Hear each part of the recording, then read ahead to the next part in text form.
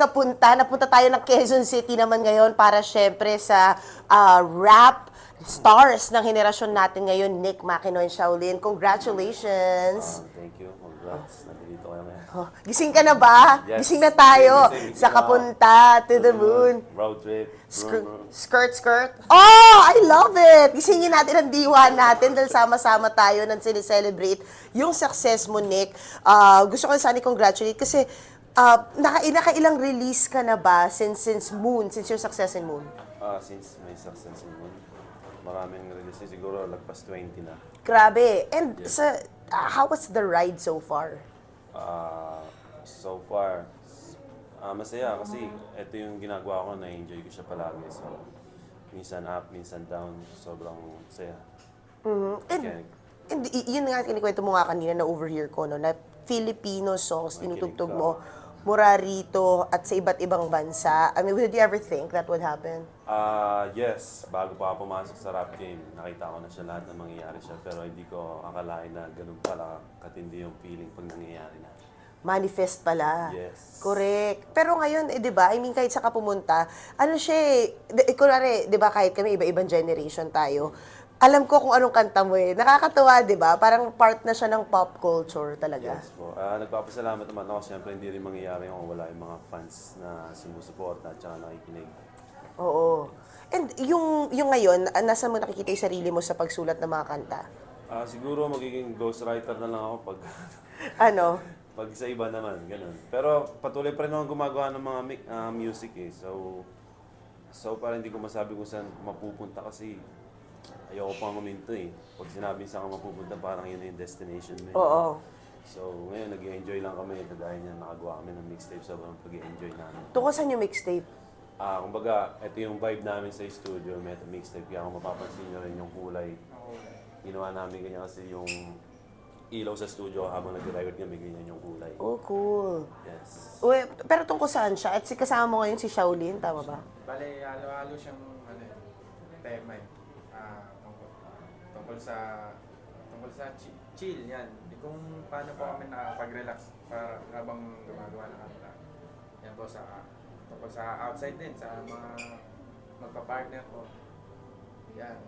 Ano pa ba yung sa mga club, ganyan. Mga nagkakakilala. Party Oh, rin po. yun pa rin talaga yung gusto naririnig ng rap community, ng fans sa rap Actually, community. yan yung mga gusto ng mga kabataan ngayon. Ganun. And tawag mo rito, ngayon, what would you say?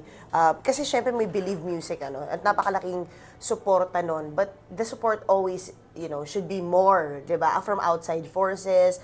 Because ngayon nakikita natin, medyo sorry, may laliman yung tanong, no? Kasi ngayon nagkakaroon na tayo sa Philippine cinema, tinututukan ng gobyerno. Would you think rap also needs that? Siguro, kasi isa na rin kami sa mga pinag-uusapan, hindi lang sa social media, hindi lang sa YouTube. Pati sa paglabas mo ng bahay mo, rap na rin pinag-uusapan. So siguro feeling ko kailangan din. From the streets, di ba? Yes. Di ba? I mean, it's really yung grassroots, kumbaga. Yes po, yes. Kailangan din namin yun. Oo. Hindi totoo. I mean, pero ngayon, what support do you get? Paano ka nakapunta sa out of the country shows? Actually, yung mga out of the country shows, sariling produce minsan, tapos may mga producer din kaming kaibigan doon. So, kaya kami nakakapag-perform doon. Masaya din kasi hindi namin na-expect na maraming Pilipino pala talaga sa ibang bansa na nalulungkot. Para masaya sila, nakakarinig sila ng Tagalog rap, tapos nakaka-party, nakaka-enjoy. Pero alam mo, ang daming rapper, no, natin, Filipino rapper, pero in fairness, unproblematic ka. Yes? Yes. Diba? Paano mo binabalance yun? Kumbaga, ang ganda ng family life mo. Yun nga, no, parang tinitingala ka. Pwede ka naman pala maging rap star na unproblematic. Di ko rin masasabi na siguro Siyempre, di perfect. Yes, nakikita nyo sa mga napapanood yung unproblematic. Pero syempre, may mga family problems na private lang namin pinag-uusapan mag-asawa, pag dalawa lang kami magkatabi. Lahat ng tao may problema, hindi pwede maging perfect, man. Perfect lang siguro yung image namin, pero sa loob ng bahay, syempre, may mga pinag-uusapan kami na pang sa amin na. Hindi, pero kumbaga, mabuting ehemplo ka. Yun yung ibig ko sabihin doon. Kumbaga, hindi ka, kumbaga, kung itataya ka sa, sa pag-endorse, kukunin ka. Ganun talaga pag pogi. Hindi, joke lang. May sagot doon. Hindi ko, siguro, paano ba? Kasi kaya ako rin ginagawa ganito, hindi ko lang siya ginagawa dahil merong camera or sa mga video. Ginagawa ko siya kasi rapper ako eh. Yung boses ko may power. Kumbaga pwedeng makapulot sa akin yung mga bata na nakikinig sa akin ng kung anong masasabi ko. So kailangan Isip mo yun. maayusin mo yung sarili mo muna. Kasi pag di mo inaayos yung sarili mo, hindi mo maayos yung mga nanonood. Ano gusto mo sabihin dun sa mga pumapasok sa rap na akala nila kailangan maangas sila, maano sila, di ba? Yung parang di ba yung maghahanap ng, di ba gano'n lagi kang may misconception about Philippine rappers?